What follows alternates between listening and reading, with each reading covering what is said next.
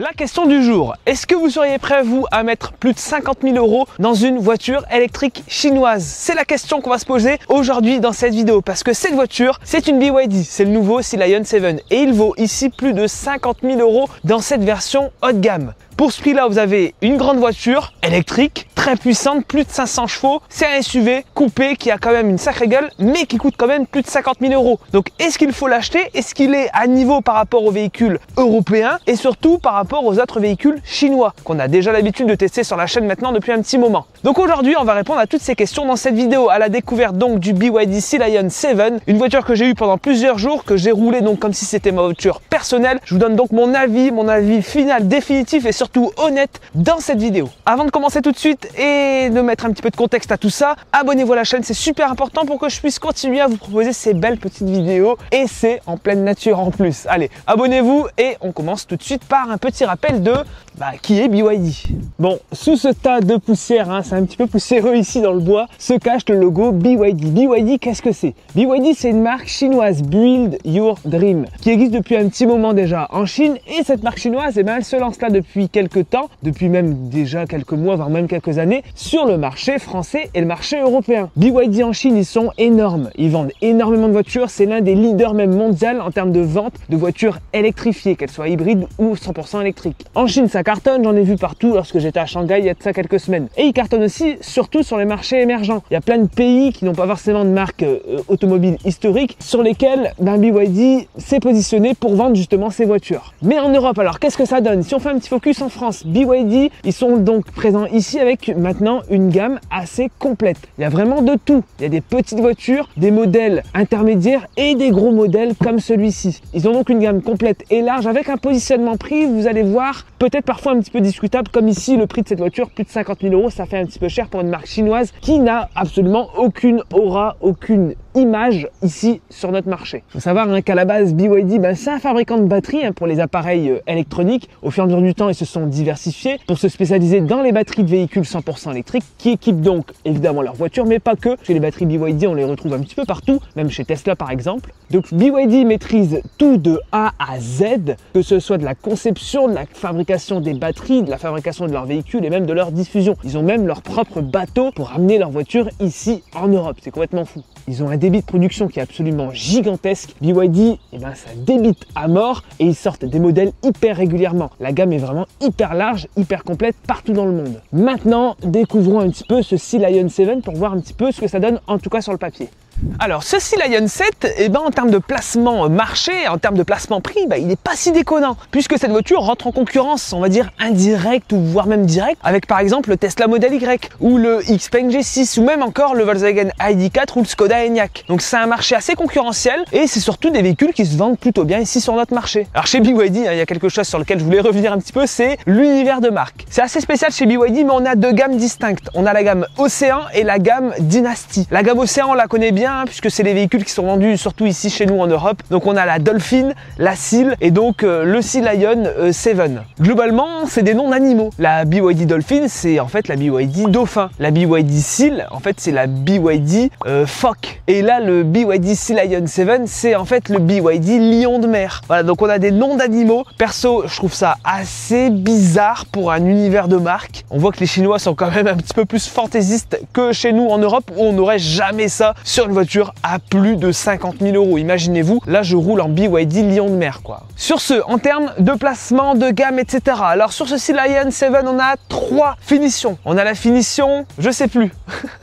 Faut que je reprenne mes notes. On a la finition confort, on a la finition design et on a la finition excellence. J'ai juste ici la finition excellence. Globalement, sachez que c'est une version de motorisation associée à une finition. Par exemple, sur la confort, on a 312 chevaux, 82 kWh de batterie pour 482 km d'autonomie. Sur la version design, on a 530 chevaux, 4 roues motrices, toujours la même batterie de 82,5 kWh de capacité, cette fois-ci 456 km d'autonomie. Et ensuite, on a la version excellence. Cette fois, on a toujours les 530 chevaux, 4 roues motrices, mais on a une batterie différente. On a 91,3 kWh de capacité, avec la plus grosse autonomie de la gamme, 502 km d'autonomie mixte. D'ailleurs, c'est super intéressant de voir que sur la version Excellence, on a vraiment une voiture limite totalement différente par rapport aux deux premières versions. Puisque la version Excellente propose une architecture un peu différente avec une batterie beaucoup plus performante et surtout des vitesses de recharge là aussi bien plus performantes que les deux premières finitions. Faut savoir, hein, on parlait des batteries, BYD donc fait ses batteries, donc on a des batteries à lame, blade, LFP dans cette voiture, ce qui fait que ce sont des batteries certes qui risquent de durer très longtemps, qui vont être increvables. Par contre, elles sont extrêmement lourdes. Cette voiture, elle fait plus de 2 tonnes 3, c'est gigantesque. Il faut savoir aussi qu'on verra justement tout à l'heure si BYD s'est amélioré, puisqu'on a souvent été très déçus par les batteries BYD Blade, en tout cas dans les voitures BYD, puisque dans les modèles comme le modèle Y, on n'est pas déçu du tout, mais dans les voitures BYD, les batteries BYD ne se montrent pas vraiment très performantes, surtout à la recharge, avec notamment une mauvaise gestion de la température batterie. On vérifiera bien entendu ça tout à l'heure, si cette voiture,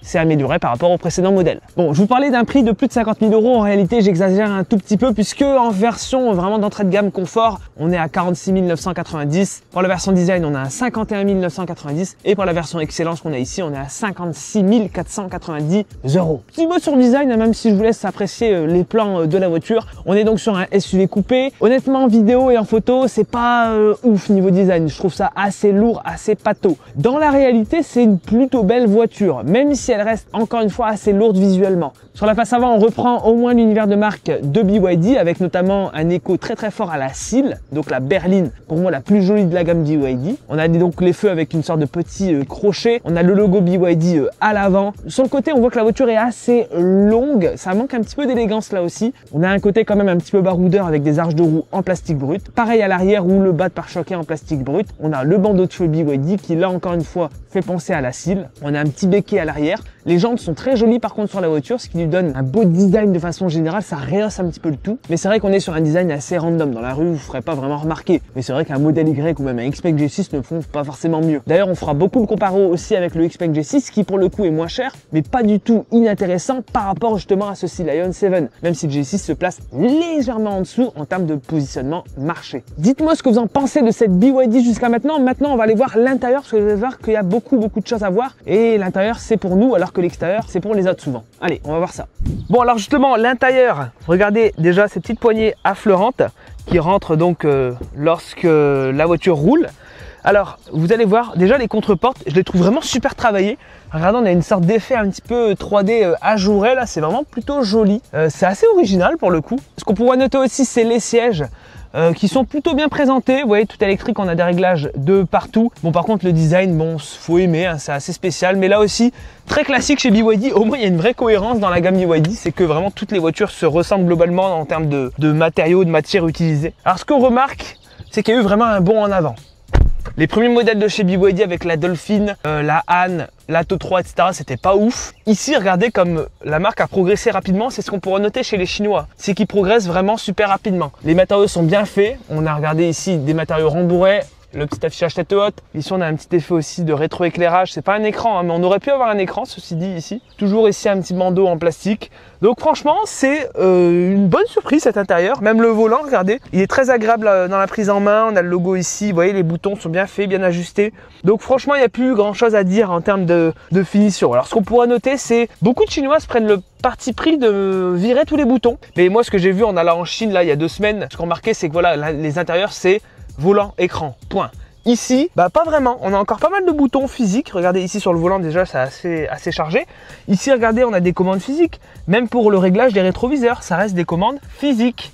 Alors que dans beaucoup de voitures chinoises, maintenant, tout se passe par l'écran. Donc on a encore une commande très classique. Même l'ouverture du haillon, c'est encore manuel. Ici, regardez tous les boutons qu'on a. Donc vous voyez, c'est vraiment assez curieux d'avoir ce parti pris là chez BYD.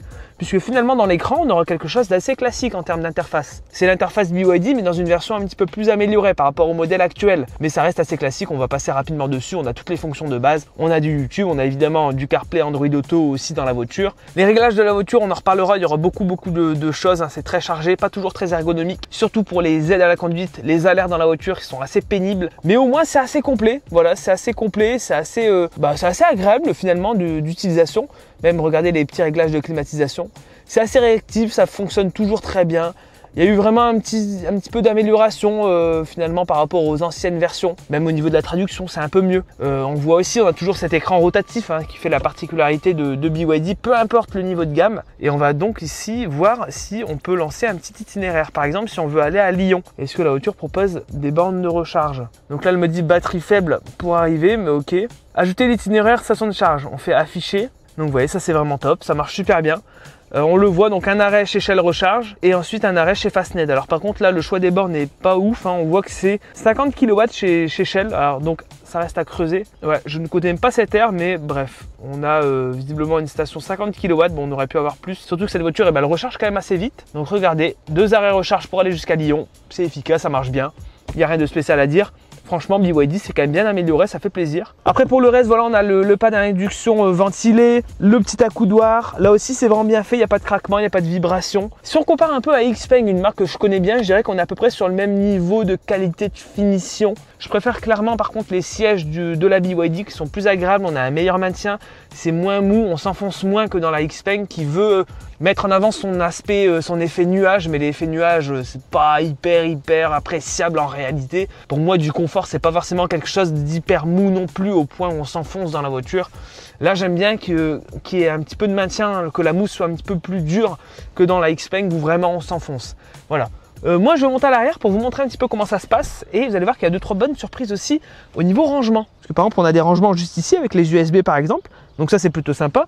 On a évidemment les rangements dans la contre-porte. On a de l'espace à l'arrière. Vous voyez, c'est une voiture qui propose un grand empattement, comme le XPeng G6 aussi d'ailleurs. On a un très bon empattement dans le G6 pour faire comparaison. On a ici des petits rangements, les poches aumônières, les sièges chauffants à l'arrière, la climatisation, pas de tunnel évidemment, et une place du milieu qui est largement exploitable, même si le dossier évidemment reste toujours assez dur dans les voitures. C'est lumineux, on a le grand toit panoramique, hein. C'est devenu la norme maintenant dans toutes les voitures, on a des toits panoramiques. Et à l'arrière, on n'est pas du tout en classe éco, hein. C'est très bien fini, il n'y a rien de spécial à dire. Alors à l'arrière, on a le petit haillon électrique, on va voir si on a le système avec le pied là. Ah non, on n'a pas le système avec le pied. C'est dommage ça, c'est étonnant. Les voitures sont hyper connectées, mais on n'a pas le système avec le pied. Par contre, on a le haillon électrique hein, évidemment. Et là, vous voyez, on a de l'espace. On a aussi la petite protection qui fait pour le coup assez cheap, hein. Ça a l'air vraiment très léger, c'est dommage. Système Dino Audio toujours et la protection de coffre BYD qui est donc dispo en option, j'imagine, pour protéger la banquette. Donc ça c'est, enfin la moquette plutôt, ça c'est cool.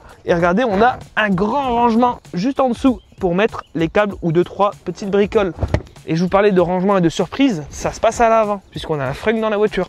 Par contre, l'ouverture du frunk, je ne comprends pas, c'est vraiment caché en dessous. On soulève, hop, et là, regardez, on a un grand frunk. Ça, c'est vraiment chouette puisque, par exemple, le XPeng G6, lui, n'a pas de frunk. Le seul modèle équivalent qui dispose d'un frunk, c'est le modèle Y, parce que même chez Volkswagen, avec l'Enyaq et l'ID4, on n'a pas de frunk à l'avant de la voiture. Ici, on a un grand frunk, donc ça, c'est vraiment un point positif. Dommage pour le fait qu'il soit aussi peu accessible. Voilà.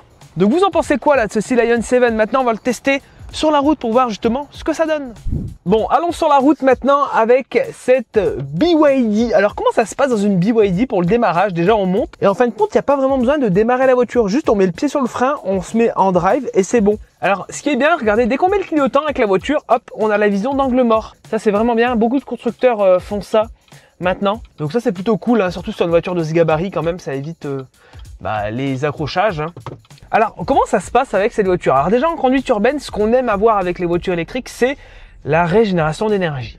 Et c'est pour ça que je vais aller dans cette vidéo à l'essentiel. On va pas blablater, on va pas raconter... je vais pas raconter ma vie, en réalité. Je vais vous montrer directement les fonctions de la voiture. Donc, régénération d'énergie avec la voiture, c'est simple. Et même peut-être un petit peu décevant, c'est qu'on a simplement 2 réglages. C'est-à-dire qu'on est soit en mode élevé, soit en mode standard. Voilà, donc vous voyez là, je suis en mode standard. Là, on va arriver là-bas à une intersection. Donc, en mode standard, là, je relâche, vous voyez. Et en fin de compte, on est clairement en roue libre. Il n'y a aucune régénération. Par contre, si je me mets en high, là aussi, il n'y a toujours aucune régénération. En fait, le changement de réglage de régénération est vraiment, comment dire, perceptible uniquement à haute vitesse, entre guillemets. Hein. Vous voyez que là, à 40 km/h, clairement, en high, c'est pas fou. Et en standard, vous voyez, ça change rien en réalité. Clairement. Donc c'est ça qui est un peu dommage dans la voiture, c'est que on n'a pas vraiment de mode one pédale ou autre. Faudra conduire comme une voiture un peu normale. Vous voyez là par exemple il y a un stop juste au bout. Si je veux vraiment m'arrêter complètement, je dois freiner avec le frein. avec le frein classique de la voiture. Donc ça c'est un peu décevant je dirais avec cette BYD, surtout qu'on sait que les voitures électriques sont capables d'avoir justement des modes assez complets, de one pedal, etc. Ici rien de tout ça malheureusement. Alors en ville, vous voyez, franchement c'est une voiture qui est plutôt agréable. Le gabarit est pas non plus gigantesque, alors ça reste une immense voiture de plus de 2 tonnes 3 qui est immense, mais maintenant en fait on est tellement habitué à avoir de grosses voitures, c'est peut-être un problème d'ailleurs, que cette Sea Lion 7, elle est pas si énorme que ça, elle est pas si impressionnante à conduire en réalité. Vous voyez que ça se prend très bien en main. Ici regardez, hop, petit dodan, hop hop, ça passe assez bien. Alors ce qu'on notera aussi, c'est le confort, mais avant ça je vais vous parler, vous voyez, de rayon de braquage. Vous voyez ici j'ai un petit rond-point, je vais aller en butée et vous voyez que la voiture braque très bien. Vous voyez là je suis en butée et vous voyez qu'elle braque vraiment plutôt bien et ça m'a jamais posé de problème pour faire des demi-tours ou autre. Et justement je vous parlais de confort, c'est quand même assez, c'est un mélange en fait entre confort et fermeté. Et je dirais même, on le verra tout à l'heure, c'est assez limite au vu de la puissance. C'est-à-dire que comme la voiture est typée assez confort, elle est assez molle en termes de suspension. Quand on met le pied dedans, elle se cabre et du coup ça met une sorte d'inertie dans la caisse. Donc si vous roulez un petit peu fort avec dans les petites routes, vous allez voir qu'on peut se faire un petit peu amener à droite et à gauche avec la voiture. Donc attention, il y a beaucoup de puissance, 530 chevaux, c'est énorme. Clairement c'est vraiment énorme. C'est plus qu'un Nissan Ariya Nismo pour vous dire. Alors qu'ici ça n'a pas du tout vocation à être sportif, les suspensions sont pas du tout typées sportives, donc je sais pas pourquoi ils nous ont mis 530 chevaux là-dedans, ça n'a aucun sens, en tout cas ils l'ont fait, mais vous allez voir que là sur un petit démarrage, on va faire un petit démarrage dynamique avec la voiture, vous voyez, hop, 3, 2, 1, c'est parti, on met le pied dedans, ouais ça marche extrêmement fort, et hop, on est déjà à 100.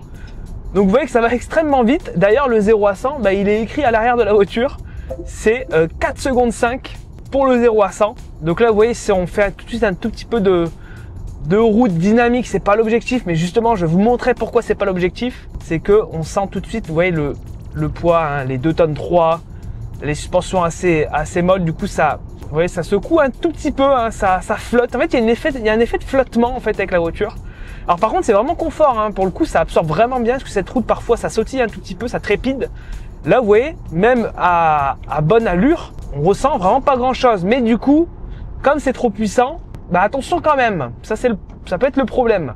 Donc vous voyez, hop, les reprises, on remet le pied dedans, ça marche bien, il y a de la puissance, vous l'avez compris, 530 chevaux. Mais clairement, je pense que la version Excellence, et même la version du coup Design, parce que la version Design elle fait aussi 530 chevaux, clairement je pense qu'on pourra limite les oublier.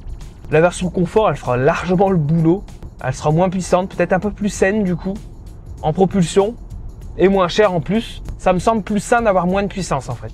Alors par contre évidemment, ce qu'on pourra noter, j'en profite d'être à un stop pour vous montrer directement ce qu'il faudra désactiver à chaque redémarrage avec cette voiture. Il faudra aller ici, il faudra aller dans justement dans véhicule, dans perception de l'habitacle, de couper ces assistances là. Moi je les avais déjà coupées, mais on les coupera, les assistances de surveillance du conducteur, parce que c'est vraiment pénible. Et on ira aussi dans l'onglet ADAS et là on désactivera tout ce qu'on peut désactiver, notamment tout ce qui est reconnaissance des panneaux. Alors voilà, la reconnaissance des panneaux qui était déjà coupée ici, moi je la recoupe pour vous montrer, mais ça on le coupera aussi parce que c'est vraiment pénible. Il y a beaucoup d'alertes dans cette voiture, beaucoup de bip, les aides à la conduite sont beaucoup trop intrusives. Donc voilà, on pensera vraiment tout désactiver à chaque redémarrage. C'est le plus gros problème chez BYD, c'est qu'on n'a pas de raccourci en plus dans cette voiture.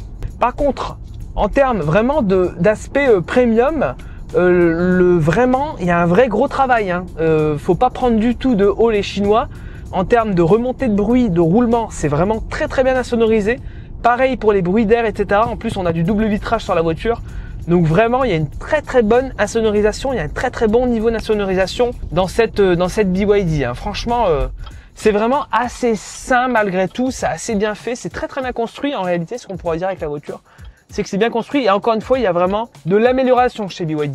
Il s'améliore vraiment très vite, c'est la force des Chinois, tandis qu'en Europe ici il nous faut vraiment beaucoup de temps, beaucoup d'itérations, beaucoup de versions pour avoir un produit fini et amélioré. Ici ils améliorent vraiment en temps réel la chaîne de production. Bon, maintenant on est sur l'autoroute, alors je voulais quand même faire une partie assez complète là-dessus parce que c'est quand même une voiture électrique avec laquelle on va voyager.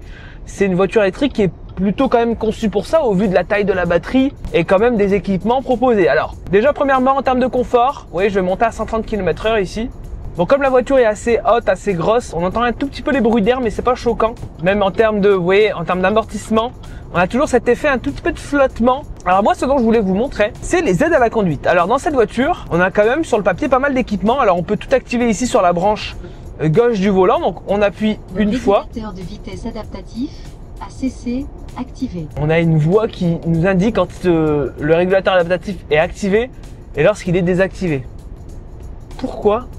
À 110, vous voyez, j'ai le maintien de voix. Vous voyez, ça marche plutôt bien. La voiture est bien centrée. Maintenant, le maintien de voix chez BYD, il marche vraiment plutôt bien. Il est assez efficace. Vous voyez, on a un bon centrage. Vous voyez, franchement, il n'y a rien de spécial. Alors, parfois, ça guidonne, ça hésite un tout petit peu parfois. Là, elle me demande de mettre les mains, donc je pose les mains, c'est bon, elle détecte. Donc, vous voyez, ça marche plutôt bien. Maintenant, là, on est à 110 alors qu'on peut rouler à 130. Donc, si je me mets à 130, hop, et là, voilà. Là, le maintien de voix est désactivé. On ne sait pas pourquoi, mais le maintien de voix est désactivé. Là, il est réactivé à 124, 125. Là, il s'est désactivé. Alors, à part un petit message sur l'écran, on n'a pas d'alerte sonore. Donc, à tous les coups, il se désactive, vous ne savez même pas et vous partez un petit peu dans votre voie à droite ou à gauche. C'est la grande question, c'est le grand mystère. Le maintien de voix, j'ai l'impression qu'il ne fonctionne pas à 130 km/h. J'ai l'impression qu'il fonctionne jusqu'à 120, 125. Mais à 130, c'est comme la BYD Seal, on avait eu le même souci. La BYD Seal, le maintien de voix ne fonctionne pas. Là, regardez, là, il refonctionne. Là, et là, il s'est coupé. Donc, regardez, hop, je sors de ma voie, elle se remet. Forcément, j'ai l'alerte de sortie de voie qui se remet. Donc, je ne comprends pas pourquoi ça fonctionne aussi mal, alors que le maintien de voix, en réalité, il est vraiment efficace, il marche plutôt bien. C'est ça qui est trop dommage dans cette voiture. Mais là, le fait que, vous voyez, là, hop, ça vient de se recouper. Je ne comprends pas pourquoi BYD fait ça. Les gars, si vous voulez vendre des voitures en Europe à ce prix-là, à 56 000 €, faites attention à ce que les voitures soient bien adaptées au marché sur lequel vous vendez les voitures. Donc certes, en Europe, il y a beaucoup de pays qui sont aux 120 km/h. En France, c'est 130 km/h, mais le maintien de voie ne fonctionne pas. Donc, pour ce qui est de la consommation et de l'autonomie sur autoroute, alors hier, en remontant de Paris jusqu'au nord de la France, j'étais à 26 kWh au 100. Alors, ça nous donne une très classique autonomie de 300-350 km globalement avec la voiture sur autoroute à 130, ce qui est plutôt convenable, ce qui est plutôt correct. Maintenant, ça devient très classique, hein, ces autonomies-là sur des véhicules électriques en 2025. Donc rien de choquant. Par contre, 26 kWh au 100 pour une consommation autoroute, c'est pas du tout économique. Bon, après, on a 4 motrices quand même, faut quand même pas déconner. Hein.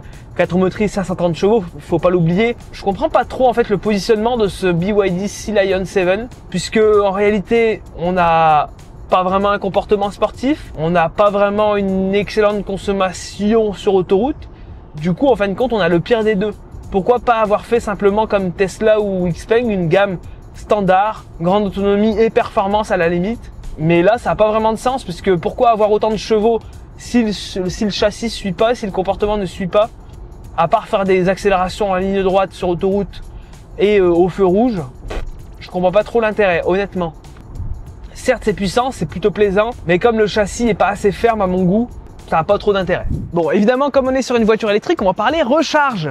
D'ailleurs, je voulais vous montrer quelque chose. La petite trappe, elle est juste ici. Et regardez, on a enfin plus les capuchons. Merci BYD d'avoir ce petit clapet juste là. Cette voiture, en courant continu, 150 kW et le 10 à 80% en 32 minutes. Donc ça annonce une courbe plutôt plate. Sauf sur la version Excellence, puisque sur la version Excellence, je vous en parlais tout à l'heure dans le début de vidéo, en intro, on a quand même des specs bien meilleurs, puisqu'on prend 230 kW en courant continu, avec cette fois-ci un 10 à 80%, en non pas 32 mais en 24 minutes, donc c'est quand même bien mieux. Voilà, donc ça c'est un point à prendre en compte. Bon, comme je viens d'avoir la voiture depuis pas très longtemps, je vous laisse avec le Max du futur en voix off pour vous donner un petit récap de recharge et de mon expérience, surtout après quelques jours d'essai supplémentaires avec la voiture.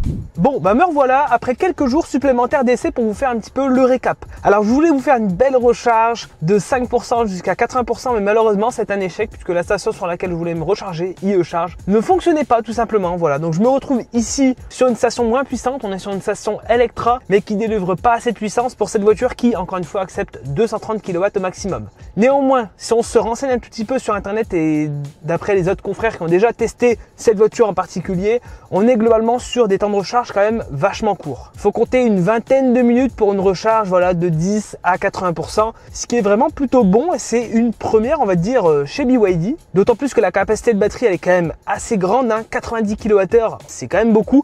Donc on récupère vraiment en 20-30 minutes grand maximum une grande quantité d'énergie pour pouvoir rouler ensuite derrière. Donc clairement au niveau de la recharge c'est quand même plutôt bien avec cette BYD, ça posera vraiment pas trop de problèmes. Néanmoins, qu'est-ce qu'on peut dire après quand même cette petite semaine d'essai avec cette voiture? Honnêtement, je reste vraiment sur ma faim. Au niveau du comportement, des aides à la conduite, c'est absolument abominable dans cette voiture. Les aides à la conduite, les bips, les synthèses vocales pour tout et pour rien, c'est fatigant, c'est pénible qu'on doit désactiver à chaque redémarrage. Le fait que les ADAS se coupent avant 130 km/h, le prix très élevé de la voiture, tout ça mis bout à bout font que j'ai du mal à recommander cette voiture, très franchement. À ce prix-là, hein, plus de 50 000 €, j'ai vraiment du mal. Si elle était moins chère, pourquoi pas, mais là à ce prix, on peut taper dans des premiums allemands. Hein. Donc c'est pour ça que, à mon avis, il va falloir attendre encore un petit peu ou alors plutôt se diriger vers la version d'entrée de gamme de cette voiture. Honnêtement, BYD est bien meilleur sur les modèles plus petits, les modèles d'accès, les modèles d'entrée de gamme. Ces grosses voitures-là, c'est pas forcément celles qu'on attend de la part d'une marque chinoise. Donc pour moi, je reste un petit peu sur ma faim, clairement. Clairement, à ce prix, on aura mieux, hein, que ce soit chez d'autres constructeurs chinois ou même chez des constructeurs historiques européens. Voilà, néanmoins, on peut en discuter quand même en bas en commentaire. C'est un petit peu le point. Dites-moi ce que vous en pensez de cette voiture. Est-ce que vous l'avez essayé? Est-ce que vous comptez l'acheter? Je sais que certains d'entre vous m'ont dit qu'ils hésitaient à passer sur le Sea Lion 7. Donc, n'hésitez pas à me dire si vous allez quand même partir là-dessus. En tout cas, vous avez mon avis maintenant. La balle est dans votre camp. Allez, on se dit à la prochaine dans une prochaine vidéo. C'était Max. Ciao!